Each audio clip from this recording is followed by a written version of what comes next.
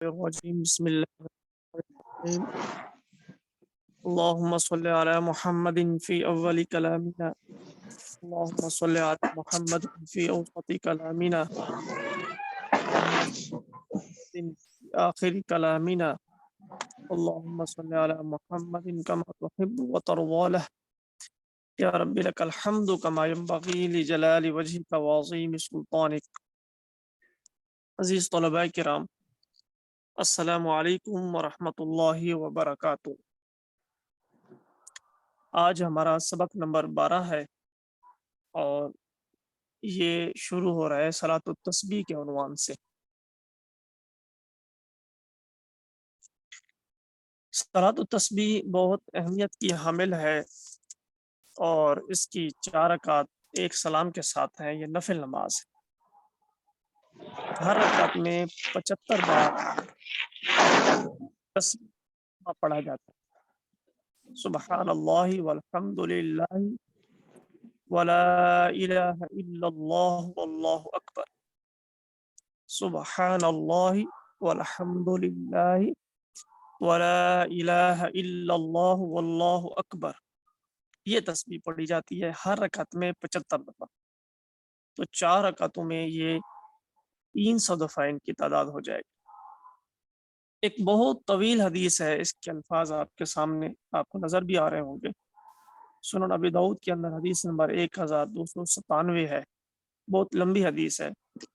رسول اللہ صلی اللہ علیہ وسلم نے اپنے چچا حضرت عباس بن عبد المطلب رضی اللہ تعالی عنہ کو یہ تحفہ اور ہدیہ پیش کیا تھا۔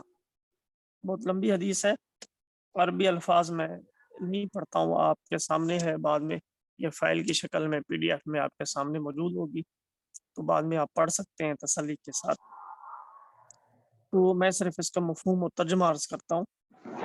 تو رسول اللہ نے اپنے چچا حضرت عباس بن عبد المطلب رضی اللہ تعالیٰ عنہ سے ایک دفعہ ارشاد فرمایا کہ میرے چچا جان، کیا میں آپ کو ایک ہدیہ اور ایک تحفہ نہ پیش کروں، وہ نہ بتاؤں؟ تو کیا میں آپ کو ایسی 10 باتیں نہ بتاؤں کہ جب آپ انہیں کر لیں گے اللہ تعالیٰ آپ کے نئے پرانے بھول کر کیے ہوئے، جان بوجھ کر کیے ہوئے، چھوٹے بڑے کیے ہوئے اور ظاہراً کیے ہوئے اور پوشیدہ طور پر کیے ہوئے تمام گناہوں کو معاف فرما دے۔ کتنی بڑی فضیلت ہے کہ نئے گناہ، پرانے گناہ، بھول کر کیے ہوئے، جان بوجھ کر کیے ہوئے، چھوٹے گناہ، بڑے گناہ، چھپ کر کیے ہوئے، علانیہ طور پر کیے ہوئے تمام قسم کے گناہوں کو اللہ تعالیٰ اس کی برکت سے معاف فرما دیتے ہیں۔ وہ 10 خصلتیں اور باتیں کیا ہیں؟ دیکھیے یہ ہیں، آپ صلی اللہ علیہ وسلم نے یہ طریقہ بتایا ہے کیسے کرنا ہے۔ اب 4 رکعت نماز نفل کی نیت سے 4 رکعت پڑھنی، ہر رکعت میں سورۃ فاتحہ اور اس کے ساتھ کوئی سورت ملانی۔ پھر جب پہلی رکعت میں قرأت سے فارغ ہوں تو قیام کی حالت میں یہ کلمات پڑھنے ہیں 15، سبحان اللہ والحمد للہ ولا الہ الا اللہ واللہ اکبر، یہ 15 بار پڑھنا۔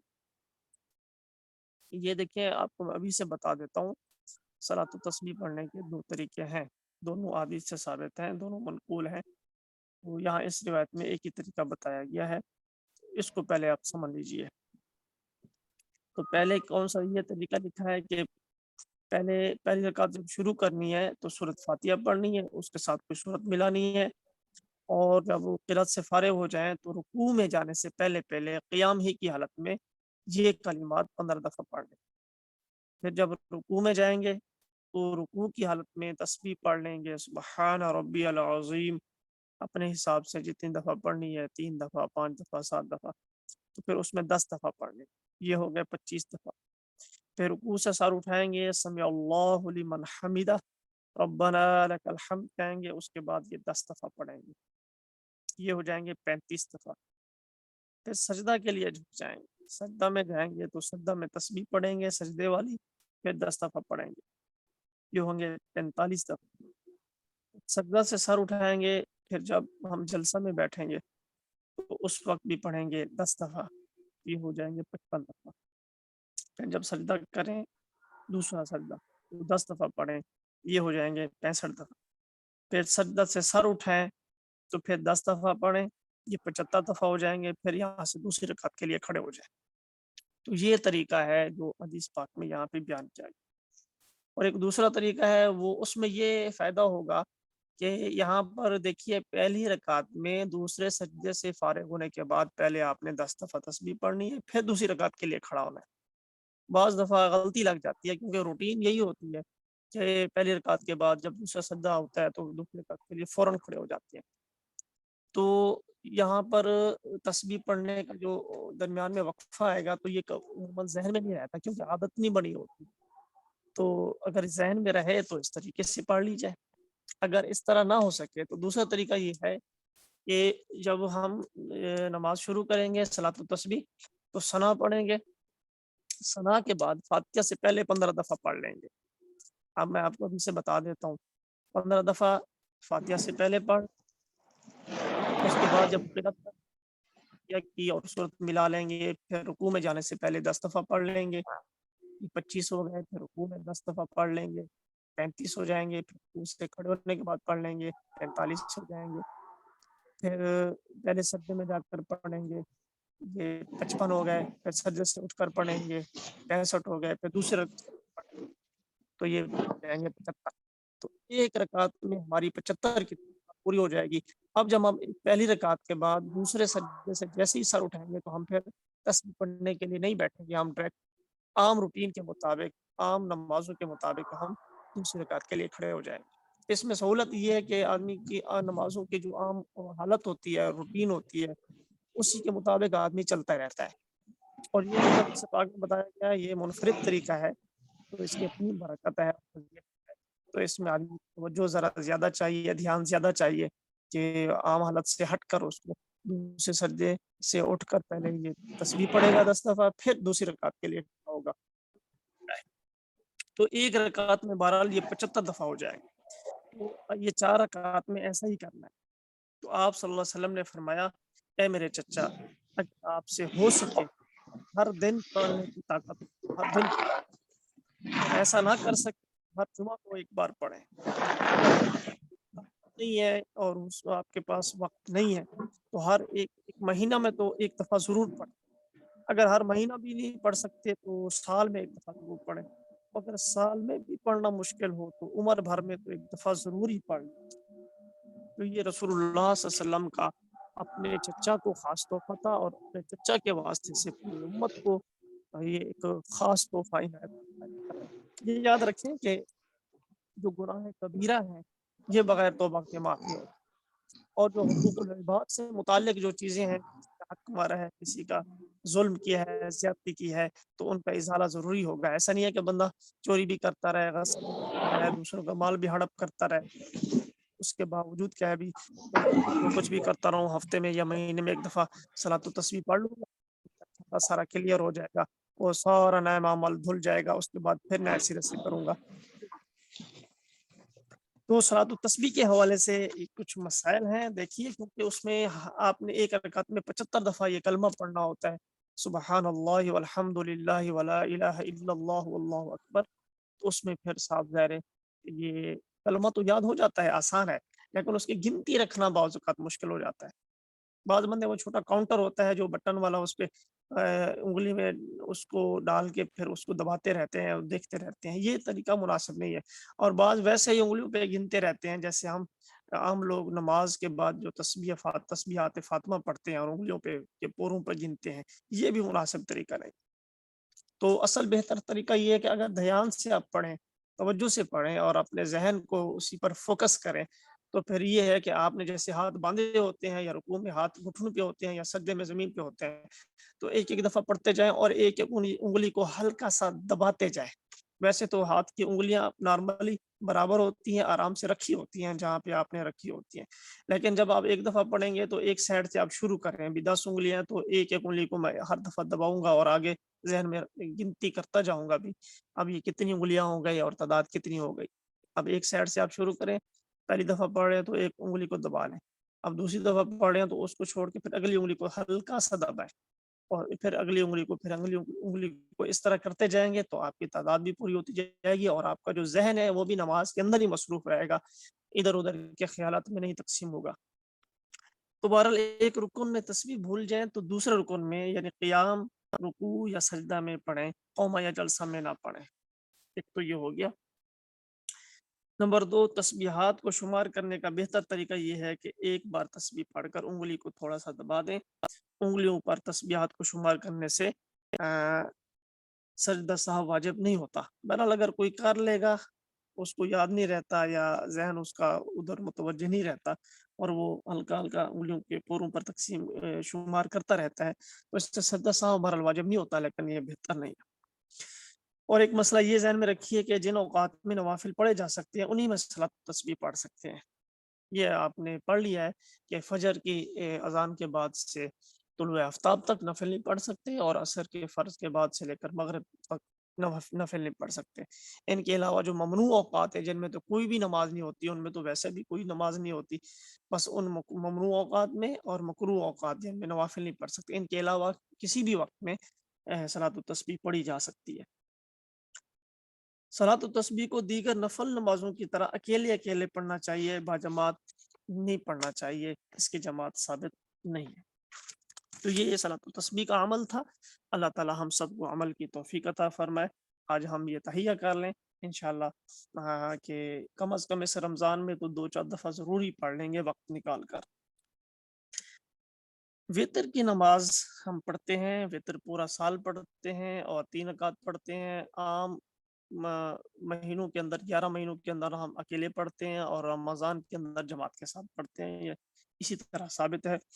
حضرت عبداللہ بن بریدہ رضی اللہ تعالیٰ عنہ اپنے والد حضرت بریدہ اسلمی رضی اللہ عنہ سے روایت کرتے ہیں، انہوں نے فرمایا رسول اللہ صلی اللہ علیہ وسلم سے میں نے سنا ہے، سمعت رسول اللہ صلی اللہ علیہ وسلم یقول، یہ فرماتے ہوئے سنا ہے، کیا سنا ہے؟ الوتر حق فمن لم یوتر فلیس منا، الوتر حق فمن لم یوتر فلیس منا، الوتر حق فمن لم یوتر فلیس منا۔ آقا مدنی صلی اللہ علیہ وسلم نے 3 بار یہ جملہ ارشاد فرمایا کہ نماز وتر حق ہے، جس نے وتر نہ پڑھے وہ ہم میں سے نہیں۔ یہ تو ہے وتر کی حیثیت ہے، شرعی طور پر یہ وتر واجب ہے، اور وتر کی رکعتیں 3 ہی ہیں، 3 رکعتیں ایک سلام کے ساتھ۔ حضرت عائشہ رضی اللہ تعالیٰ عنہ کی مرفوع حدیث ہے، آپ صلی اللہ علیہ وسلم اس کے اندر امی عائشہ رضی اللہ تعالیٰ عنہ فرماتی ہیں ثم اوتر بثلاث لا يفصل فیہن، کہ رسول اللہ صلی اللہ علیہ وسلم کا معمول مبارک یہی تھا کہ نماز تہجد آخری شب میں پڑھتے، پھر آخر میں وتر کی نماز پڑھتے تھے۔ اور یہ اس بندے کے لیے افضل ہے، اس بندے کے لیے وتر اخیر شب میں پڑھنا افضل ہے جس کا معمول ہو، اور یا جس کو رات کو سوتے ہوئے یقین یا غالب گمان ہو کہ میں تہجد کے لیے اٹھ سکوں گا، بیدار ہو جاؤں گا، تو اب اس کے لیے افضل یہ ہے کہ وہ اخیر شب میں تہجد کی نماز ادا کرے پھر وتر پڑھے۔ اگر کسی کو اپنے جاگنے پر یقین نہیں ہے، اس کی نیند بہت گہری ہوتی ہے یا تھکاوٹ بہت زیادہ ہے اور اس کو پتہ ہے کہ میں نہیں اٹھ سکوں گا، تو اب اس کے لیے ضروری یہ ہے کہ وہ رات کو سونے سے پہلے وتر پڑھ کے سوئے، وتر پڑھ لے۔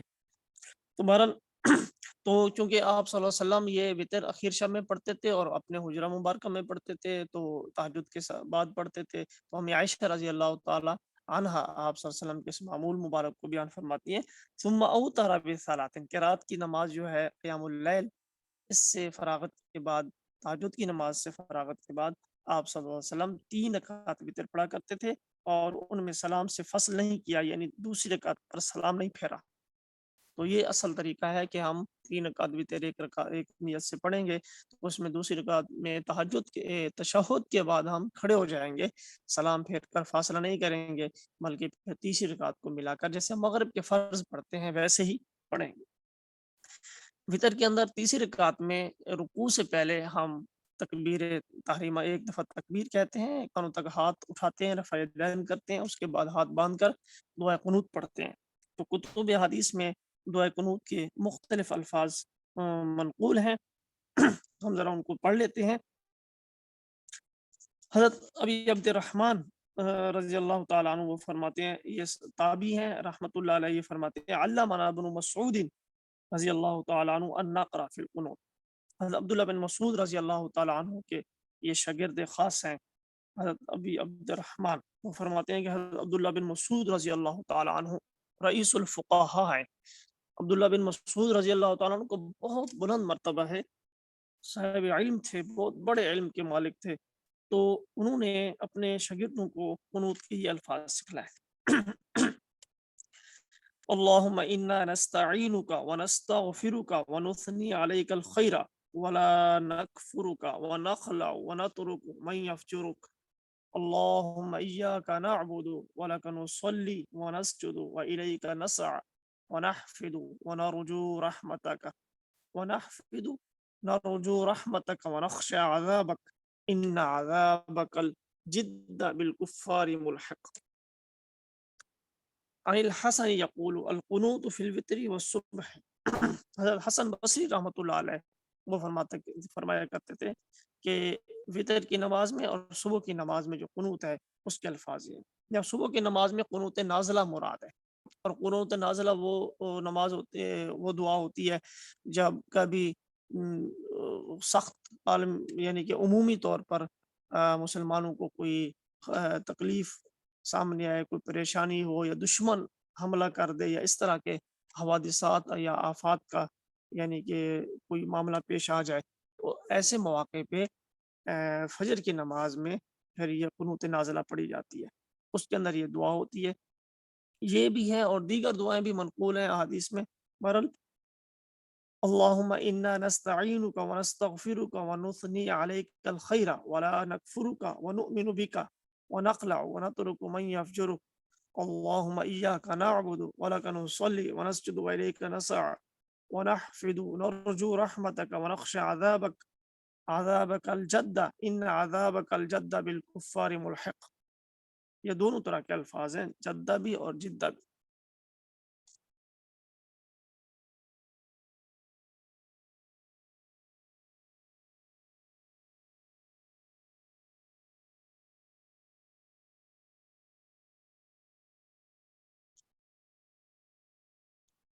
یہ کسی بھائی نے کہا ہے کہ آواز کٹ رہی ہے، کون بھائی ہے؟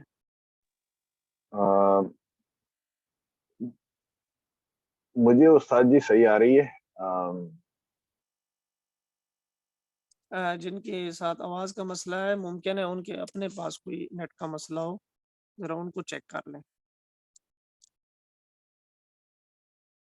چلیں دیکھیے، بسم اللہ الرحمن الرحیم۔ اب دیکھیے یہ دو طرح کے الفاظ مصنف ابن ابی شیبہ اور مصنف عبدالرزاق کتابوں میں موجود ہیں، تو ان سب کا جو محصل اور قدر مشترکہ ہے وہ یہ الفاظ بنتے ہیں۔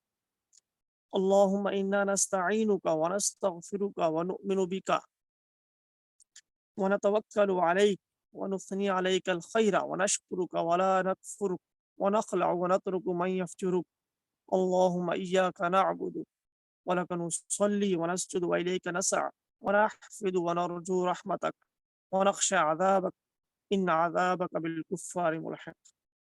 ان کے علاوہ بھی اور الفاظ حدیث میں منقول ہیں تو وہ بھی پڑھے جا سکتے ہیں، جیسے تشہد کے بارے میں مختلف الفاظ منقول ہیں۔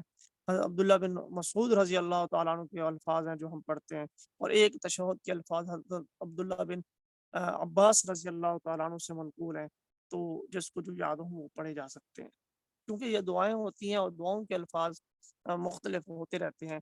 جیسے آپ نے پڑھا ہے کہ ہم تشہد کے آخر میں جب اخیرہ کے اندر درود پاک پڑھتے ہیں، پھر دعائیں پڑھتے ہیں، تو بعض جگہوں پہ دعائیں رب جعلنی مقیم الصلاۃ ومن ذریتی ربنا وتقبل دعا، یہ والی دعائیں پڑھی جاتی ہیں، اور بعض جگہوں پہ یہ بھی پڑھ سکتے ہیں۔ حضرت ابوبکر صدیق رضی اللہ تعالی عنہ کو رسول اللہ صلی اللہ علیہ وسلم نے یہ دعا سکھائی تھی، اللہم انی ظلمت نفسی ظلما کثیرا ولا یغفر الذنوب الا انت فاغفر لی مغفرۃ من عندک وارحمنی انک انت الغفور الرحیم۔ تو اس طرح کی دعائیں پڑھی جا سکتی ہے۔ تو تیسری بات ہے، ایک تو یہ تھی کہ وطر کی نماز واجب ہے، دوسرا کہ وطر کی 3 رکعت ہیں، اور تیسری ہے کہ وطر دعا قنوت جو ہے ہم رکوع سے پہلے پڑھیں گے، اور سال بھر اسی پر معمول ہونا چاہیے۔ حضرت ابی بن کعب رضی اللہ تعالیٰ عنہ سے روایت ہے ان رسول اللہ صلی اللہ علیہ وسلم کان یوتر بثلاث رکعات، كان يقرأ في الأولى بسبح اسم ربك الأعلى، وفي الثانية بقل هو الله، بقل يا أيها الكافرون، وفي الثالثة بقل هو الله أحد، ويقنط قبل الركوع. یہ حدیث پاک جو سنن النسائی کے اندر موجود ہے، حضرت ابی بن کعب رضی اللہ تعالی عنہ یہ آپ صلی اللہ علیہ وسلم کا معمول مبارک نقل فرماتے ہیں کہ آپ صلی اللہ علیہ وسلم 3 رکعت وتر پڑھتے تھے۔ پہلی رکعت میں سبح اسم ربک الاعلی پڑھتے تھے، دوسری رکعت میں قل یا ایھا الکافرون پڑھا کرتے تھے، اور تیسری رکعت میں قل هو اللہ احد سورہ اخلاص پڑھا کرتے تھے، اور قنوت رکوع سے پہلے پڑھتے تھے۔ تو یہ معمول مبارک وتر کے بارے میں ہونا چاہیے۔ اور باقی صحابہ کرام کا، اور چونکہ آپ صلی اللہ علیہ وسلم نے جب 3 رکعت تراویح پڑھی، 3 راتیں تراویح پڑھائی تھی، اور میں وتر بھی جماعت کے ساتھ پڑھائے تھے۔ تو کل جیسے میں نے عرض کیا ہے، پھر حضرت عمر رضی اللہ تعالی عنہ کے خلیفہ راشد تھے، اور رسول اللہ صلی اللہ علیہ وسلم کے یہ مزاج شناس تھے، تو ان خلفۂ راشدین کی سنت پر بھی عمل کرنے کا حکم رسول اللہ صلی اللہ علیہ وسلم نے خود ارشاد فرمایا، حکم دیا۔ تو انہوں نے پھر جو پورا مہینہ رمضان کے اندر تراویح کا اہتمام فرمایا، تو اس میں امام صاحب جو ہے وہ وتر بھی باجماعت پڑھاتے تھے۔ تو وہاں سے یہ سلسلہ دور صحابہ سے چلا ہے، دور تابعین میں، پھر نسل در نسل اور زمانہ در زمانہ تمام مسلمانوں کے اندر ہر دور کے اندر یہی معمول ہے کہ رمضان میں تراویح جیسے باجماعت ہوتی ہے تو وتر بھی باجماعت ہوتی ہے، اور عام دن پورے 11 مہینوں کے اندر چونکہ تراویح نہیں ہوتی، تو اس وجہ سے پھر وتر بھی الگ الگ ہوتے ہیں۔ ہر مریض پر پڑھنے کے لیے مسنون دم، یہ ایک دعا جو ہے، مسنون دعا مختلف تکالیف سے نجات کے لیے روزانہ کوئی نہ کوئی ہمارے سامنے پیش کی جاتی ہے۔ آج کی جو دعا ہے، کسی بھی قسم کی تکلیف ہو، کسی بھی قسم کا کوئی مسئلہ ہو، تو یہ دعا پڑھی جا سکتی ہے، اور اس دعا کو پڑھ کے دم کیا جا سکتا ہے۔ صحیح مسلم کے اندر موجود ہے، بسم اللہ ارقیکا من کل شیء یؤذیکا من شر کل نفس او عین حاسد اللہ یشفیکا بسم اللہ ارقیکا۔ اللہ کے نام سے ہر اس چیز کے شر سے جو آپ کو تکلیف دینے والی ہو، اور ہر نفس یا حسد کرنے والی آنکھ کے شر سے میں آپ کو دم کرتا ہوں، ارقیکا دم کرتا ہوں۔ اللہ آپ کو شفا دے گا، میں اللہ کے نام سے آپ کو دم کرتا ہوں۔ اگر کسی کو دم کرنا ہو تو اس سے بہتر الفاظ نہیں ہے، کیونکہ زبان نبوت سے یہ الفاظ نکلے ہیں، اور ان کے اندر یقیناً برکت موجود ہے، تاثیر موجود ہے۔ شرط یہ ہے کہ ہم کامل اعتماد اور یقین کے ساتھ پڑھیں، تذبذب کے اندر نہ پڑھیں کہ پتہ نہیں شفا ملتی ہے یا نہیں۔ تو جس قدر ہم مکمل یقین کے ساتھ پڑھیں گے، دھیان کے ساتھ پڑھیں گے، توجہ کے ساتھ پڑھیں گے، اعتماد کے ساتھ پڑھیں گے، اور اعتقاد کے ساتھ پڑھیں گے، تو یقیناً اس کا اثر ظاہر ہوگا۔ سورہ فلق قرآن کریم کی آخری 10 سورتوں میں سے جو 9ویں نمبر کی سورت ہے، وہ سورۃ الفلق ہے۔ سورۃ الفلق اور سورۃ الناس کو معوذتین بھی کہا جاتا ہے، معوذتین، کیونکہ ان دونوں صورتوں کے اندر اللہ تعالیٰ کی پناہ مانگی گئی ہے مختلف شرور سے اور فتن سے، تو اس وجہ سے ان دونوں صورتوں کو معوذتین کہا جاتا ہے۔ اعوذ باللہ من الشیطان الرجیم، بسم اللہ الرحمن الرحیم، قل اعوذ برب الفلق من شر ما خلق ومن شر غاسق اذا وقب ومن شر النفاثات في العقد ومن شر حاسد اذا حسد۔ صدق اللہ العظیم۔ شروع اللہ کے نام سے جو بہت مہربان نہایت رحم والا ہے۔ کہہ دیجئے اے پیغمبر، آپ کہہ دیجئے کہ میں صبح کے مالک کی پناہ مانگتا ہوں، یعنی اس اللہ کے نام سے پناہ مانگتا ہوں جو صبح کا مالک ہے۔ میں صبح کے مالک کی پناہ مانگتا ہوں ہر اس چیز کے شر سے جو اس نے پیدا کی، اور اندھیری رات کے شر سے جب وہ پھیل جائے، اور ان جادوگرنیوں کے شر سے جو گنڈے کی گروہوں میں پھونک مارتی ہیں، جو تعویذ گنڈے کرتے ہیں ان کی گروہ میں، یہ جادوگر جو ہوتے ہیں دھاگے وغیرہ میں یا مختلف قسم بالوں وغیرہ کو گرے لگاتے رہتے ہیں، اور گرے لگا لگا کے ان میں پھونک مارتے رہتے ہیں، دم کرتے رہتے ہیں، تو وہ اور ان جادوگرنیوں کے شر سے جو گنڈے کی گروہوں میں پھونک مارتی ہیں، اور حسد کرنے والے کے شر سے جب وہ حسد کرے، تو ان چیزوں کے شرور سے اور فتن سے پناہ مانگی گئی ہے۔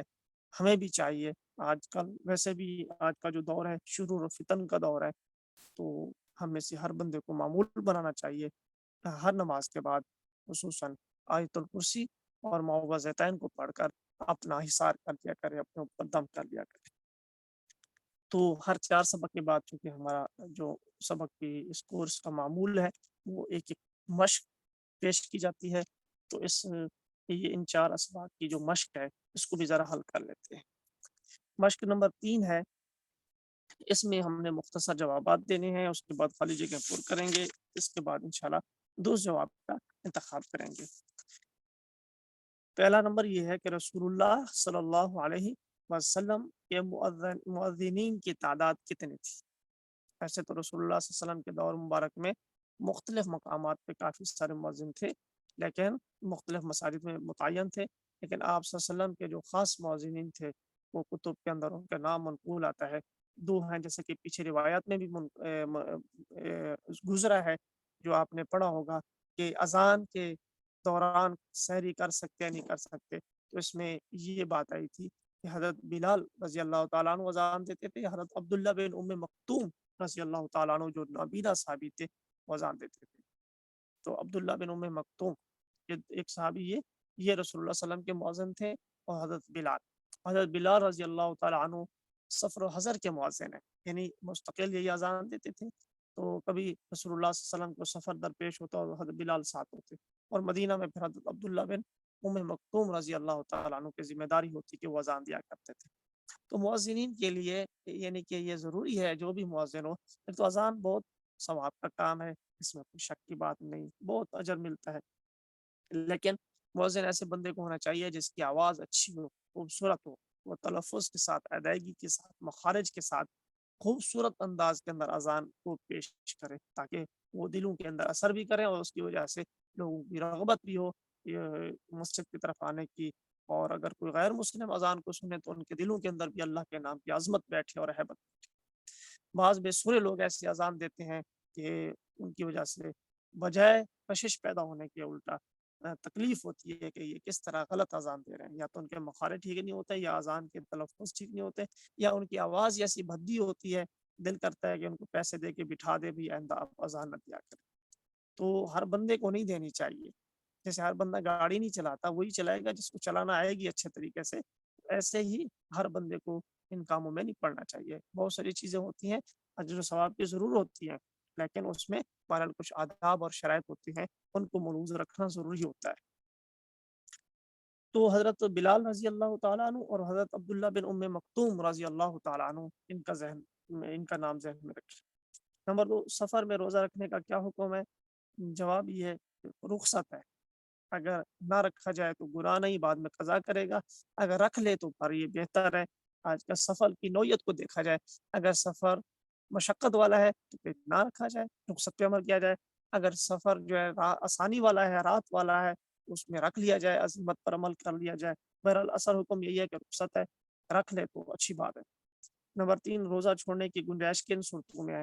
یہ پیچھے سبق میں گزرا ہے، آپ یاد کیجئے۔ ایک تو گنجائش ہے سفر شرعی کی صورت میں، اگر کسی کو سفر شرعی درپیش ہو اور اس سفر کی حالت میں وہ رخصت ہے، اس کو گنجائش ہے روزہ چھوڑ دے۔ نمبر 2، حمل کی حالت میں اگر خاتون حاملہ ہو اور روزہ رکھنے سے اس کی اپنی طبیعت یا بچے کی گروتھ کے اندر مسئلہ بنتا ہو تو روزہ چھوڑ سکتی ہے۔ نمبر 3، بچہ شیر خار ہے، دودھ پینے والا ہے، اور اگر اس کی ماں روزہ رکھتی ہے تو اس سے دودھ کے اندر قلت کا امکان ہے اور بچے کی صحت پر منفی اثرات پڑنے کے امکانات ہیں، تو دودھ پلانے والی جو خاتون ہے بچے کو، وہ روزہ چھوڑ سکتی ہے۔ نمبر 4، مرض کی حالت میں اگر طبیعت خراب ہے، بیمار ہے اور اس کی وجہ سے روزہ نہیں رکھ سکتا، طبیعت متحمل نہیں ہے، تو روزہ چھوڑا جا سکتا ہے۔ اور نمبر 5، بڑھاپا ہو، بڑھاپے کی وجہ سے برداشت نہیں ہے بھوک پیاس، تو چھوڑ سکتا ہے۔ اور نمبر 6، جہاد کے اندر اگر مصروف ہے، جہاد فی سبیل اللہ میں ہے، کفار سے برسر پیکار ہے، اس صورت میں بھی روزہ چھوڑ سکتا ہے، اس کے رخصت ہے۔ رخصت کا معنی یہ ہے کہ بعد میں جب یہ عذر ختم ہو جائیں گے تو ان کی قضا بہرحال ضروری ہے۔ نمبر 4، صلاۃ الاوابین کس وقت اور کتنی رکعت پڑھی جاتی ہے؟ صلاۃ الاوابین مغرب کی نماز کے بعد 6 رکعت پڑھی جاتی ہے۔ نمبر 5 روزہ کی حالت میں خون کا سیمپل دینا جائز ہے یا نہیں ہے؟ جواب جائز ہے۔ روزے کی حالت میں انجیکشن لگوانا کیسا ہے؟ جائز ہے۔ نمبر 7 کون سے 3 اوقات میں کوئی بھی نماز پڑھنا مکروہ ہے؟ یہ سوال غلط ہے، اس کو درست کر لیں اگر آپ کے پاس فائل موجود ہے یا آپ کے امتحان کے اندر اگر یہ سوال آ جائے تو اس کو درست کر کے بھیجا جائے، لکھا جائے گا کہ کون سے 3 اوقات ہیں جن میں کوئی بھی نماز پڑھنا جائز نہیں ہے، مکروہ نہیں بلکہ جائز نہیں۔ وہ ہے طلوع آفتاب، زوال اور غروب آفتاب۔ طلوع آفتاب، زوال شمس اور غروب آفتاب۔ طلوع شمس، زوال شمس اور غروب شمس۔ سورج جب بالکل طلوع ہو رہا ہو اور جب سورج ڈھل رہا ہو اور جب بالکل غروب ہو رہا ہو، تو ان 3 اوقات میں نماز کوئی بھی جائز ہے۔ اور باقی جو مکروہ اوقات ہیں جن میں نفل نہیں پڑھ سکتے وہ 2 اوقات ہیں، فجر کی اذان سے لے کر طلوع شمس تک، اور دوسرا عصر کے فرض کے بعد سے لے کر غروب شمس تک۔ ان میں نوافل نہیں پڑھ سکتے، باقی جو قضا نمازیں ہیں وہ بھی پڑھی جا سکتی ہیں، اور دیگر جو اس کے اندر سجدہ تلاوت بھی کیا جا سکتا ہے، جنازہ بھی پڑھا جا سکتا ہے۔ تو وہ 2 اوقات جن میں نوافل مکروہ ہیں وہ الگ ہیں، اور وہ 3 اوقات جن میں کوئی بھی نماز نہیں پڑھی جا سکتی، تو کوئی بھی نماز پڑھنا جائز نہیں ہے، وہ 3 ہے: طلوع شمس، زوال شمس اور غروب شمس۔ نمبر 8 حضرت عمر رضی اللہ تعالیٰ عنہ نے نماز تراویح میں کون کون سے کام شروع کیے تھے؟ 4 کام کیے تھے، یہ آپ انگلیوں پہ نوٹ کر لیں، 4 کام۔ نمبر 1 تراویح کو مستقل بجماعت آپ نے اس کو شروع کرایا۔ نمبر 2 ہر مسجد میں شروع کرایا۔ نمبر 3 پورا مہینہ ادا کرنے کا اہتمام کرایا۔ اور نمبر 4 مکمل قرآن کریم ختم کرنے کا کام شروع کرایا۔ تو یہ 4 کام تھے: مستقل باجماعت، ہر مسجد میں، پورا مہینہ اور مکمل ختم قرآن۔ تو یہ 4 کام حضرت عمر رضی اللہ تعالیٰ نے اپنے زمانہ خلافت میں صحابہ کرام رضوان اللہ علیہم اجمعین کی اجماع کے ساتھ شروع کرایا۔ نمبر 9 تراویح میں قرآن مجید دیکھ کر پڑھنا کیسا ہے؟ جائز نہیں۔ جواب نمبر 10 تسبیحات کو شمار کرنے کا بہترین طریقہ کیا ہے؟ بہترین طریقہ یہی ہے کہ اپنی انگلی کو تھوڑا تھوڑا دباتے رہیں اور ذہن کو اس پر مرکوز رکھیں، متوجہ رکھیں۔ اس طریقے سے آپ اچھے طریقے سے، آسان طریقے سے تسبیحات پڑھتے رہیں گے اور کوئی بوجھ نہیں ہوگا۔ خالی جگہ پر کریں۔ چاشت کا وقت سورج کے خالی جگہ ہونے کے بعد شروع ہو جاتا ہے، سورج کے طلوع ہونے کے بعد شروع ہو جاتا ہے جی۔ نمبر 2 صلاۃ الضحیٰ کو خالی جگہ کہا جاتا ہے، صلاۃ الاوابین بھی کہا جاتا ہے، یہ میں سبق کے اندر وضاحت کر چکا ہوں۔ نمبر 3 اتنا خون دینا جس سے کمزوری آ جائے، خالی جگہ ہے، مکروہ ہے۔ نمبر 4 منہ کے راستے دوائی اندر جانے سے روزہ خالی جگہ ہو جاتا ہے، ٹوٹ جاتا ہے۔ نمبر 5 بغیر اس تراویح چھوڑنے والا خالی جگہ ہوگا، گناہ گار ہوگا، کیونکہ سنت موقدہ ہے۔ نمبر 6 نبی کریم صلی اللہ علیہ وسلم کے ارشاد کے مطابق خالی جگہ کی سنت پر عمل کرنا بھی ضروری ہے۔ خلفائے راشدین رضوان اللہ علیہم اجمعین کی سنت پر عمل کرنا بھی ضروری ہے۔ نمبر 7 تراویح کی اجرت طے کرنا جائز نہیں ہے، جائز نہیں ہے۔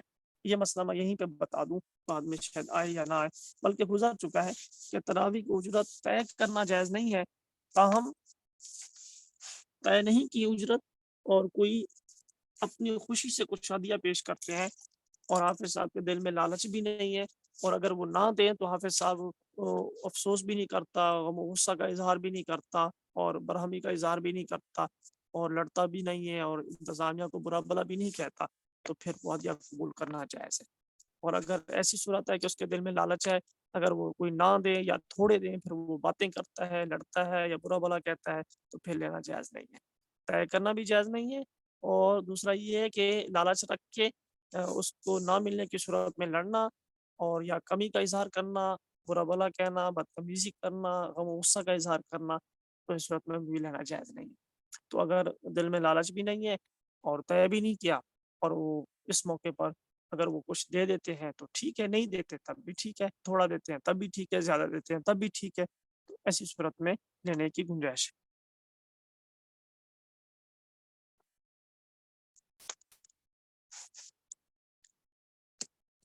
نمبر 8 جن اوقات میں نوافل پڑھے جا سکتے ہیں انہی میں خالی جگہ پڑھنی چاہیے، صلاۃ و تسبیح پڑھنی چاہیے۔ نمبر 9 وطر میں خالی جگہ کا عمل تیسری رکعت میں رکوع سے پہلے ہے، خالی جگہ میں دعائے قنوت کا عمل۔ نمبر 10، آپ صلی اللہ علیہ وسلم خالی جگہ رکعت وطر پڑھتے تھے، 3 رکعت وطر پڑھتے تھے، خالی جگہ میں 3 ہے۔ درست جواب کا انتخاب کیجئے، آپ نے درست آپشن کو سلیکٹ کرنا ہے۔ نمبر 1 افضل یہ ہے نماز چاشت پڑھے نصف دن کے بعد، نمبر 2 چوتھائی دن کے بعد، نمبر 3 تہائی دن کے بعد۔ تو درست جواب ہے چوتھائی دن کے بعد۔ نمبر 2 چاشت کی زیادہ سے زیادہ 12 رکعتیں ہیں اور کم از کم 2 رکعتیں ہیں، 3 ہیں 4 ہیں تو کم از کم 2 رکعتیں ہیں۔ نمبر 3 رسول اللہ صلی اللہ علیہ وسلم چاشت کی عموماً پڑھتے تھے کتنی؟ 2 رکعت، 3 رکعت یا 4 رکعت؟ 4 رکعت پڑھتے تھے عموماً۔ نمبر 4 اذان فجر کے دوران کھانے پینے سے روزہ ٹوٹ جاتا ہے یا نہیں ٹوٹتا؟ ٹوٹ جاتا ہے۔ نمبر 5 حضرت بلال رضی اللہ تعالیٰ عنہ سحری کا وقت ختم ہونے سے پہلے اذان دیا کرتے تھے، نماز فجر کے لیے، تہجد کے لیے، سحری کے لیے، تہجد کے لیے۔ نمبر 6 روزہ کے دوران خون لگوا سکتے ہیں یا نہیں لگوا سکتے؟ لگوا سکتے ہیں بھائی۔ نمبر 7 مریض روزے کی حالت میں ڈرپ لگوا سکتا ہے نہیں لگوا سکتا؟ لگوا سکتا ہے۔ نمبر 8 نابالغ بچے کے پیچھے تراویح کی نماز جائز ہے، جائز نہیں ہے یا ضروری ہے؟ جائز نہیں ہے۔ نمبر 9 تراویح میں قرآن کریم کو دیکھ کر پڑھنا مکروہ ہے، جائز ہے، جائز نہیں ہے؟ جائز نہیں ہے، یعنی ناجائز۔ نمبر 10 آپ صلی اللہ علیہ وسلم نماز وتر میں رکوع سے پہلے پڑھا کرتے تھے، سجدہ کیا کرتے تھے یا قنوت پڑھا کرتے تھے؟ قنوت پڑھا کرتے تھے۔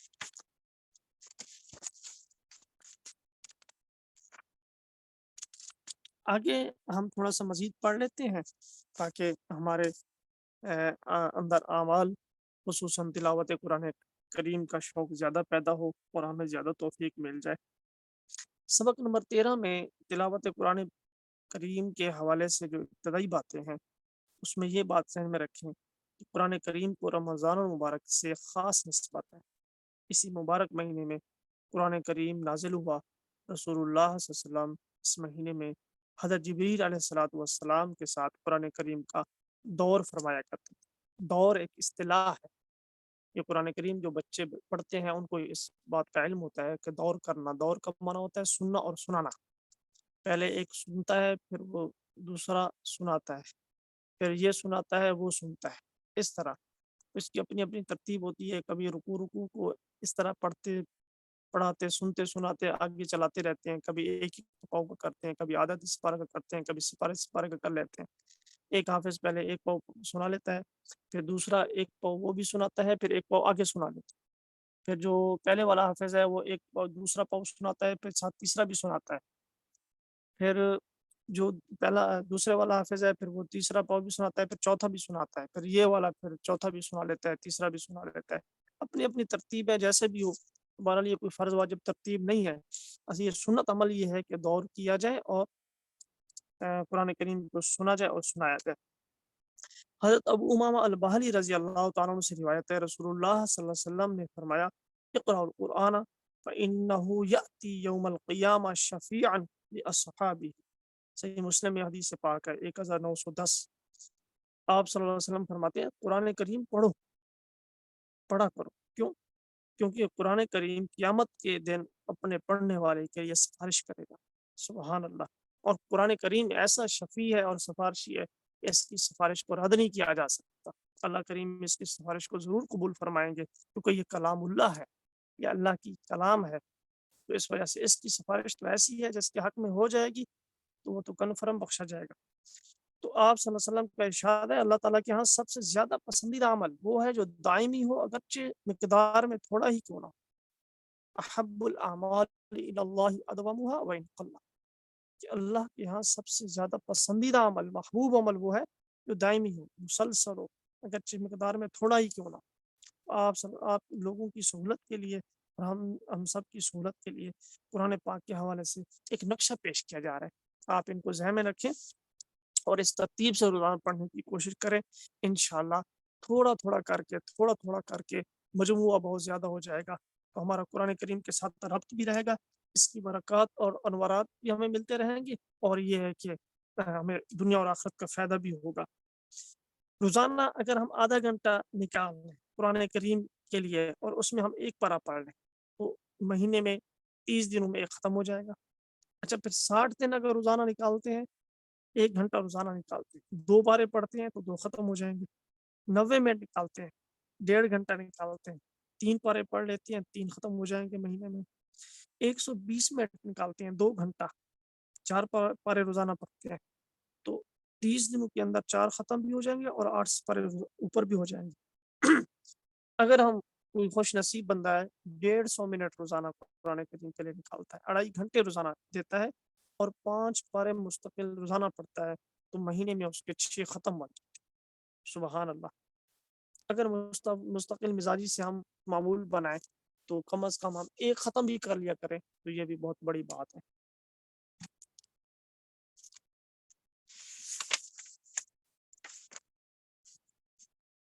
میرے خیال میں آج بس کرتے ہیں اتنا کافی ہے. تو کچھ سوال جواب ہے تو فرما دیں. ابھی میں نے کچھ مسائل لکھنے ہیں تو پھر میں وہ لکھنا شروع کر دوں گا. جی استاد جی میں پوچھ سکتا ہوں؟ جی جی کیا بھائی. استاد جی پہلا سوال تھا نصاب سے متعلق. جو چاندی کا نصاب یا سونے کا نصاب ہم اس میں سے کون سا لیں گے، یا اگر چاندی کا جیسے ہم لیتے ہیں جو کم ہوتے ہیں عام طور پہ. جی جی چاندی کا لیں گے بھائی. اچھا، اور اگر ایسا زمانہ آ جائے کہ سونے کی قیمت کم ہو چاندی کی زیادہ ہو جائے تو پھر سونے کا لیں گے؟ بہت اچھا سوال کیا ہے. اصل میں تو مسئلہ یہ ہے میرے بھائی کہ اس میں فقہاء کرام کا اختلاف ہے. شروع دور میں نا چاندی اور سونے کا جو توازن تھا وہ برابر تھا. صحیح. جی جی اس میں بالکل. قیمت کا فرق 18 تھا. تو سونے اور چاندی کو معیار تو بنایا گیا ہے. اصل میں چاندی کو اس وجہ سے بنایا جاتا ہے، فقہاء کرام فرماتے ہیں جو چاندی کو معیار بناتے ہیں قربانی میں بھی اور زکوٰۃ میں بھی، وہ کہتے ہیں اس انفع للفقراء ہے. کیونکہ چاندی کا نصاب جلدی پورا ہو جاتا ہے تو زکوٰۃ دینے والے بہت زیادہ افراد بن جائیں گے، قربانی کرنے والے بہت زیادہ افراد بن جائیں گے تو فقراء اور مساکین کو فائدہ زیادہ ہوگا. ان کے پیش نظر یہ چیز ہوتی ہے. صحیح. سمجھ آ رہی ہے بھائی؟ جی جی بالکل آ رہی. تو اس وجہ سے چاندی کیا جاتا ہے. اور قربانی کے بارے میں یہ ہوتا ہے، ہمارے تقریباً 2 سالوں سے مرکز کا فتویٰ شائع ہو چکا ہے. بہت سارے، کیونکہ یہ ایک فقہی مسئلہ ہے، اجتہادی مسئلہ ہے، اس میں کسی کو برا بلا نہیں کہا جا سکتا، ایک اجتہادی جی اختلاف ہے. جی تو قربانی کے مرکز کا ذوق بھی ہے اور کچھ پاکستان کے علماء بھی ہیں اور ہندوستان کے بھی کافی سارے علماء ہیں. جی مفتیان کرام کا یہ ہے کہ آج کل کی مہنگائی کے تناسب میں جب چاندی اور سونے کا جو تناسب ہے بہت زیادہ ہے، فرق بہت جی زیادہ ہے. اب 2 اور 18 کا تناسب نہیں ہے، 2 اور 18 کا تناسب. جی چاندی کو جی دیکھنے آپ 52.5 تولہ ہے اور وہ 1.25 لاکھ کی ہے، جی اور جی سونا 7.5 اور وہ 7 لاکھ کا ہے. جی جی تو اگر اس قربانی میں ہم زکوٰۃ کا قربانی میں چاندی کو معیار بناتے ہیں تو بہت سارا سفید پوش ایسا طبقہ ہے جو قربانی نہیں دے سکتا. اور ہمارے صحیح. سامنے کی اس کے اندر مثالیں موجود ہیں. ایک بندہ ہے وہ 20,000 تنخواہ لیتا ہے لیکن گھر کے اندر آدھا تولہ سونا پڑا ہوا ہے اور آدھے تولے سونے کی قیمت تو 52.5 تولے چاندی سے بھی زیادہ بن جاتی ہے، 1 تولے کی بن صحیح جاتی ہے. اس صورت صحیح کے اندر اس پر قربانی واجب ہے. وہ قربانی کرتا ہے، گھر کے اخراجات مسئلہ بنتے ہیں. اب 2 جی جی نقصان ہوتے ہیں عمومی طور پر، یا تو ادھار قرض لے کر قربانی کرے گا، قرض کو دینا مسئلہ بن جائے گا، یا جی اگر اپنی تنخواہ میں سے دیتا ہے گھر کا خرچ چلانا مشکل بن جائے گا. تیسری صورت یہ ہے کہ وہ قربانی دے ہی نہیں. تو جی تینوں صورتوں کے اندر مسائل ہی مسائل ہے. جی جی تو اس صورت کے اندر قربانی کے حوالے جو نصاب بنایا گیا ہے انہیں کو معیار بنایا ہے، لیکن افضل اس میں بھی یہی ہے اگر کوئی بندہ قربانی بھی چاندی کے نصاب سے ادا کرے تو یہ بہت اچھی بات ہے اور افضل ہے. لیکن صحیح صحیح فتویٰ ہمارے ہاں یہی ہے کہ قربانی میں سونے کو معیار بنائیں گے اور چاندی کا صحیح. جو نصاب ہے یہ کم ہوتا ہے، اس میں خرچہ کم ہوتا ہے. مثال کے طور پر 1 لاکھ میں سے 2,500 کوئی زیادہ بڑی مقدار نہیں ہے. اور قربانی کے صحیح. جانور میں تو 20-30 ہزار کا قربانی کا جانور اس سے جی مہنگے بھی جی ہوتے ہیں. تو جی وہاں پر قربانی میں بوجھ زیادہ ہے، زکوٰۃ میں صحیح. کم ہے. تو زکوٰۃ میں جو نصاب کو معیار بنایا گیا ہے چاندی کو بنایا گیا ہے، قربانی میں صحیح. سونے کو بنایا گیا ہے. تو یہ ذرا تھوڑی سی تفصیل ہے. لیکن استاد جی وہ سوال وہی آ رہا ہے نا کہ اگر زمانہ ایسا آ جائے کہ سونا سستا ہو گیا چاندی اوپر ہو گئی تو پھر ہم اسی بات پر آ جائیں گے, پھر سونے کو معیار ہاں بنائیں گے. ہاں ہاں جی, اس میں انفال الفقراء والا پہلو بھی ملحوظ رکھنا جی چاہیے. وہ انفال جی الفقراء ہم کا معنی بالکل ہے کہ بالکل جس نصاب بالکل ہے اس کو ملحوظ رکھیں گے. آج صحیح کل ہے. کے دور میں چونکہ چاندی کے حساب سے اتنا زیادہ فقراء کا فائدہ ہے تو اسی کو معیار بناتے ہیں. اگر کبھی ایسا دور آ جائے کہ سونا چاندی کی جگہ پہ آ جائے, چاندی سونے کی جگہ پہ چلی جائے تو سونے کو جی بنائیں گے. جزاکم اللہ جزاکم اللہ, تسلی جی ہو جی گئی بہت زیادہ. اچھا دوسرا سوال ہے, تشہد میں آپ نے کہا جی مختلف دعائیں ہوتی ہیں, تو استاد جی یہ جو تشہد کے اندر امام صاحب تھوڑا لمبا چلے آتے ہیں اور مقتدی کی اسپیڈ تو 80 کلومیٹر پر آور چل رہی ہوتی ہے, تو کیا ہمارے پاس ٹائم بچ جاتا ہے تو اس کے اندر ہم مزید دعائیں بھی پڑھ سکتے ہیں جب تک امام صاحب جو ہے نا اپنی سلام پھیریں گے جب تک ہم تشہد میں مزید میں نے دعائیں. یہ کہا کہ دعائیں پڑھ سکتے ہیں. میں نے عرض کیا تھا کہ تشہد کے الفاظ مختلف منقول ہیں. جی جی جی جی, تو ہم ایک دعا کے بعد دوسری تیسری چوتھی دعا پڑھ سکتے ہیں اگر ہمیں اتنا ٹائم مل جائے. میں عرض کرتا ہوں, میں نے جو عرض کی یہ بات سنیں دو جی جی باتیں الگ الگ ہیں. ایک ہے کہ تشہد کے مختلف منقول ہیں حدیث میں. حضرت صحیح عبداللہ بن عباس رضی اللہ تعالیٰ عنہ کے الفاظ ذرا اور قسم کے ہیں, عبداللہ بن مسعود رضی اللہ عنہ کے اور قسم کے ہیں جو ہم پڑھتے ہیں. صحیح تو عبداللہ بن مسعود رضی اللہ تعالیٰ عنہ کے الفاظ والے پڑھا تشہد پڑھے وہ بھی ٹھیک ہے, ابن عباس واللہ پڑھے وہ بھی ٹھیک ہے. تو صحیح. اس میں یہ ہے, سب سے اس میں بہتر طریقہ یہ ہوتا ہے کہ مقتدی بھی آہستہ آہستہ پڑھا کریں. اچھا تاہم اس میں پھر مختلف کوئی مقتدی جلدی سے پڑھ لیتا ہے تو پھر جی وہ خاموش بیٹھا رہے, کوئی بات نہیں. اچھا اگر وہ ٹھیک ہے. خاموش نہیں رہتا تو اللہ الہ الا اللہ واشہد ان محمد عبدہ ورسولہ کو بار بار دہراتا رہے. اچھا انگلی کا اشارہ بار بار نہیں کرے گا, صحیح انگلی کا اشارہ بار کرے گا. انگلی کا اشارہ تو پہلی دفعہ کر لے گا, انگلی کو صحیح. گرا دے گا. اس کو ٹھیک بھی بار ٹھیک بار خاموش رہے, خاموش بیٹھا رہے, کوئی حرج کی بات نہیں. صحیح اور سب سے بہتر یہ ہے کہ وہ بھی آہستہ پڑھا کرے. صحیح. ہاں اچھی جی بات ہے استاد جی. اب اس کے اندر ایک اور بات آ گئی آپ کے کہنے پہ, تو جب ہم اپنی اکیلی کی نماز پڑھیں گے تو پھر ہمارے بس دعا ختم ہوئی تو جی بس ہم سلام پھیر دیں, پھر اس کے ساتھ دوسری دعا جو ہے نہیں پڑھ سکتے.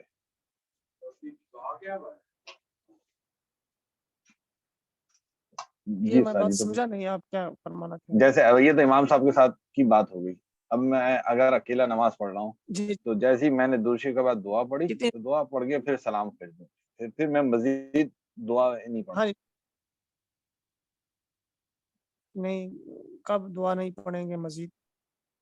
تشہد کے بعد, تشہد میں نا جب ہم دوسری پڑھ لیتے ہیں آپ پھر دعا پڑھتے ہیں, پھر دعا کے ایک دعا پڑھ کے جو آپ نے آپ بتائی ہے. جی معاف کیجیے. جی جی جی, وہ تو دیکھیے نا, اگر آپ اکیلے پڑھ رہے ہیں تو پھر آپ تشہد کو دہرائیں گے نہیں, آپ تو انتظار نہیں کریں گے نا کسی کا, آپ جی اپنے جی سفر میں جاری رہیں گے. یہ جی تو ہاں بالکل مجبوری ہوتی ہے نا کہ وہ امام سے پہلے نہیں نماز پڑھ سکتا, تو اس لیے صحیح وہ. صحیح. اچھا استاد جی, آپ نے کہا کہ سنت موقدہ تراویح نا تو چھوڑتے ہیں تو گناہگار ہوتے ہیں, سنت چھوڑنے کا گناہ ملتا ہے. تو استاد جی اگر ہم 30 کی 30 چھوڑیں یا بیچ میں سے اگر ایک دو چھوڑ گئے تو بھی گناہگار ہوئیں گے یا نہیں؟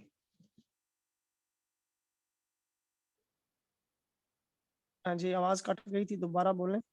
معاف کیجیے گا استاد جی, یہ کہنا عرض ہے کہ آپ نے فرمایا کہ نا تراویح سنت موقدہ ہے, اگر اس کو چھوڑیں گے بغیر عذر کے تو گناہ ملے گا. جی جی تو یہ پوری 30 کے بارے میں ہے یا اگر بیچ جی میں جی 2-3 چھوٹ گئیں اس کے جی بارے میں ہے؟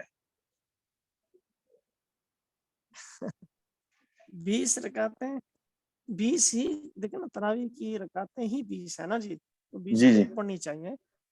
نہیں عذر نہیں ہو ہم چھوٹ جائے بھی جی تو پھر تو جی معافی تلافی. اچھا جی صحیح دیکھیے نا, اصل میں تراویح مجموعہ جو ہے نا اس پر حکم لاگو ہوتا ہے نا. یہ تو نہیں کہہ سکتے کہ 20 میں سے کوئی 2-4 پڑھ لیں تو وہ سنت موقدہ ادا ہو گئی, باقی کی خیر ہے, یا 16 پڑھ لیں, نہیں 4 استاد چھوڑ جی, دیں, یا 10 نہیں پڑھیں نہیں 10 استاد جی, چھوڑ یہ دیں. والا سوال نہیں استاد جی, یہ والا سوال نہیں ہے. جیسے میں نے 30 دن پڑھی, 30 دن میں سے اگر میں 1-2 دن ڈراپ کر گیا تو بھی مجھے گناہ ملے گا؟ اچھا یہ آپ جی بات سنیں, اچھا یعنی آپ راتوں کے حساب سے سوال نہیں, دنوں کے حساب سے ہے, جی جی جی ہاں, میں رکعت کی بات نہیں یعنی کر رہا. آپ پورے حساب سے. दिनों के हिसाब से भी यही हुक्म है ना मेरे भाई, हर दिन का अलग अच्छा अलग हुक्म अलग अलग लागू होगा ना जी। जी अच्छा जी, ठीक है, वो भी यानी यूं अच्छा। नहीं है कि एक दिन आपने 20 पूरी तो सुन्नत अदा हो गई, अब अगले दिन का वो हुक्म साथ खत्म हो गया, ऐसा नहीं होगा। अच्छा ठीक है, क्योंकि उस्ताद जी वो सुन्नत मौक़ूफ़ सुन्नी के ना, सुन्नत मौक़ूफ़ कभी कभार छूट जाए तो कोई मसला नहीं है, लेकिन आप अगर मुस्तकिल आदत डालेंगे तो आप गुनहगार कहलाएंगे। का मतलब कभी कभार का मतलब 11 महीने छोड़ देते हैं ना आप। अच्छा मैं भी नहीं छोड़ते। जी कभी कभार का ये मतलब कि रमजान जी, की 30 रकात में से आप 20 दिन रातें पढ़ लें और 10 रातें छोड़ दें ताकि सुन्नत मुअक्कदा पर अमल हो जाए, ये मतलब नहीं है। सही है, 11 अच्छी मंथ बात। की होती है, 1 महीना तो होता है बेचारा। जी हाँ, नहीं आपकी हाँ बात जी। जी हाँ, बिल्कुल, अल्हम्दुलिल्लाह। बस आखिरी सवाल है उस्ताद जी, ये जो आपने कहा कि हाफ़िज़ साहब जो है ना, दिल से ना माने, उस्ताद जी हालात तो ये हैं पाकिस्तान के अंदर महँगाई है, वो बेचारा मेहनत भी इतनी करता है, जी, जी। फिर उसको मिले भी कुछ नहीं और फिर वो सूखा-सूखा चला जाए तो इतने तो मोमिन तो अब कहाँ पाए जाते हैं कि दिल में भी कुछ ना हो। बस उसमें ये चीज़ है ना जी, अगर दिल में ख़्याल है किसी के कि मुझे मिलना चाहिए, कुछ ना कुछ उसको तसव्वुर है, ख़्याल है या थोड़ा-सा हम उसके अल्फ़ाज़ अगर ज़्यादा बोलें किसी के बारे में, लालच है या तम्मा है या उसको ख़्याल है या उसको ख़्वाहिश है कि दिया जाए और देना चाहिए या देंगे, इस तरह की कोई ना कोई बात है। उसमें फिर ये बात आएगी कि उस दिन की इस कैफ़ियत के बावजूद अगर उसको नहीं मिलता या थोड़ा मिलता है तो वो सब्र कर लेता है, उलझता नहीं है, अफ़सोस और हाँ, गुस्से का गम का इज़हार नहीं करता या बदइंतज़ामी नहीं करता, तो फिर तो ठीक है। हाँ, सब्र लेकिन कर अगर लेता उस है। अंदर के उबाल को वो अल्फ़ाज़ में ले आता है, हुँ, फिर जायज़ नहीं होगा। हाँ, हाँ, अब आ इसका गई बात माना समझ, आपका सब्र ज़हन कर हो लेता है। जाएगा जी। कि अब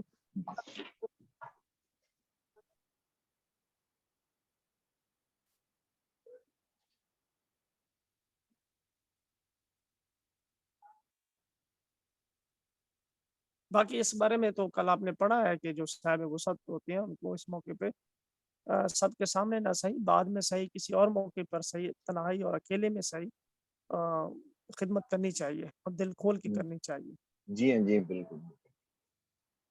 बहुत-बहुत जज़ाकुमुल्लाह उस्ताद जी, मेरे सवालात का बहुत-बहुत जज़ाक। अस्सलाम वालेकुम वरहमतुल्लाहि वबरकातुहू। जी, वालेकुम अस्सलाम व रहमतुल्लाहि व बरकातुहू। उस्ताद जी रोज़े से मुताल्लिक़ सवाल था हमारा और एक ज़कात से मुताल्लिक़ सवाल है आवाज़ कि कट रही है किसी दोबारा। शख़्स ने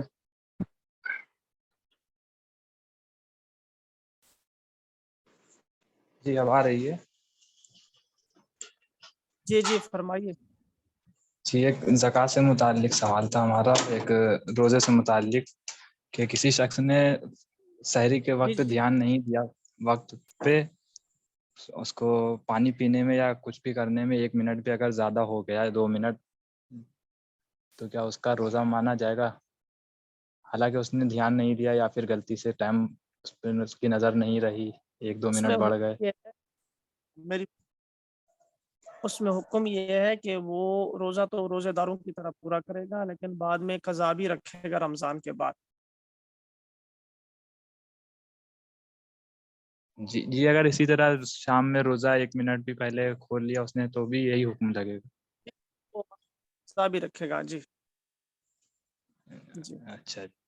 जी और एक ज़कात से मुताल्लिक़ था कि किसी ने बीसी डाली कमेटी में और हमारे भाई ने ही डाली थी। उन्होंने वो बीसी खुद नहीं ली, वो हैदराबाद में थे और वो बीसी लखनऊ में डाली गई थी।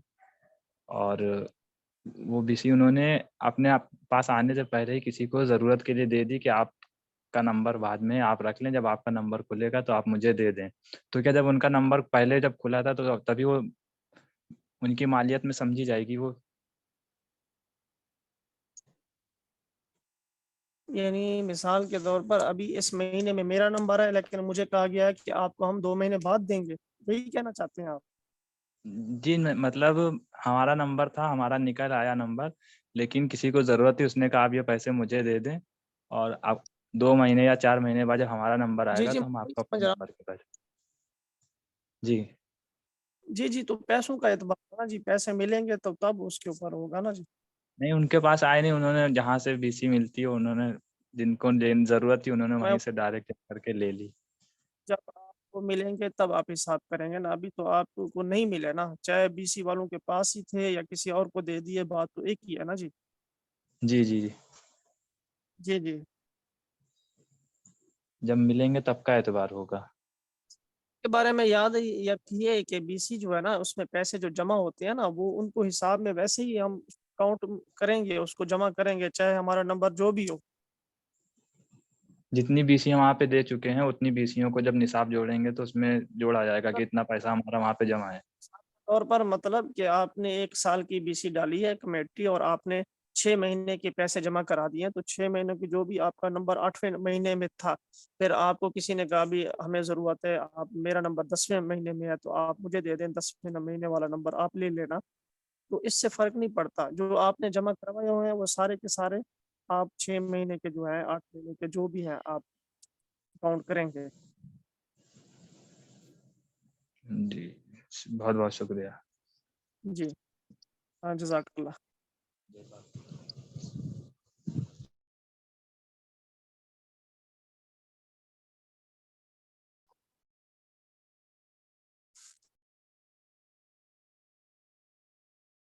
جی محمود بھائی نے ہاتھ اٹھایا ہوا ہے.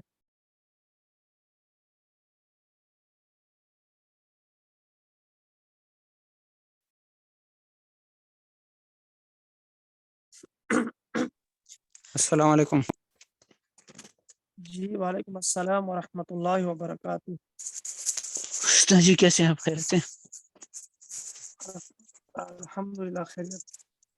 سوال یہ ہے میرا کہ یہاں پہ جو ہے ہم نماز تراویح جو پڑھاتے تھے امام پچھلے سال, جی جی تو وہ جی جی قرآن دے کے پڑھتے تھے, اور کبھی کبھی فجر کی نماز میں زیادہ وہ جو ہوتے ہیں کیا نام ہے قرات زیادہ لمبی کرتے ہیں, اس میں بھی دیکھ کر پڑھتے تھے.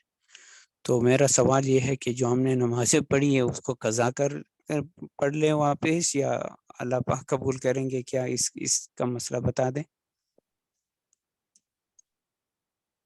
بس امام صاحب منع نہیں کرتے. جی میں عرض کر رہا ہوں کہ اس امام صاحب کو کوئی منع نہیں کرتا. نہیں آواز میری وہ ہاں پہنچ رہی ہے؟ میں نے جب ان سے بات کی تو انہوں نے وہی حدیث پیش کر دی جو میں نے اس دن بھی آپ سے کہا تھا کہ حضرت عائشہ رضی اللہ تعالیٰ کا ایک غلام جو تھا وہ پڑھتا تھا, تو یہ جائز ہے. لیکن اچھا فرض نماز میں بھی وہ کرتے تھے, تو اب وہی مطلب وہی حدیث پیش کرتے تھے.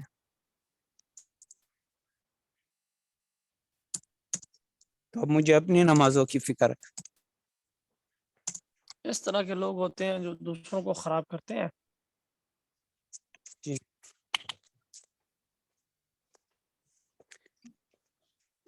تو جی اس میں کے بارے عرض میں کرتا ہوں. اوکے. آپ کہاں سے بات کر رہے ہیں؟ کینیڈا سے. استاد جی یہ عربوں کے علاقے میں رہتے ہیں نا, ان کو بھی موو ہو جانا چاہیے عربوں سے. دیسیوں میں رہو بھائی, پاکستانیوں میں, انڈیا میں.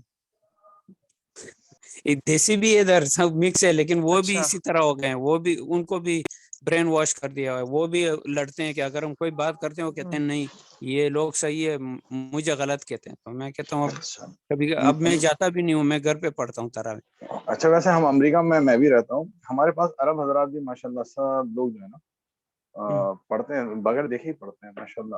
عرب بھی اکثر ہی.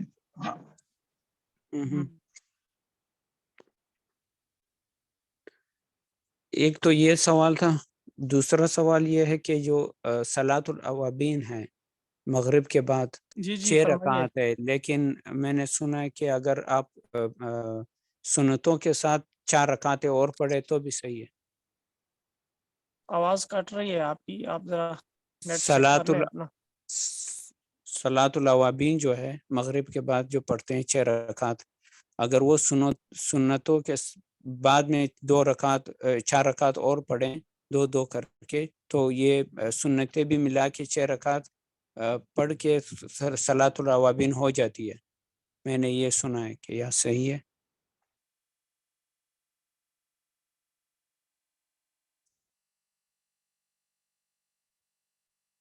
آواز آ رہی ہے استاد جی؟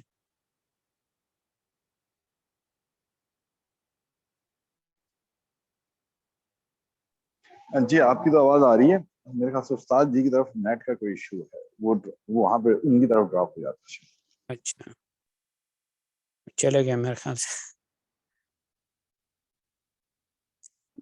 ہاں استاد جی ڈراپ ہو گئے، نہیں ہاں چلے ٹھیک ہے، پھر کل انشاءاللہ پھر کل انشاءاللہ پوچھیے۔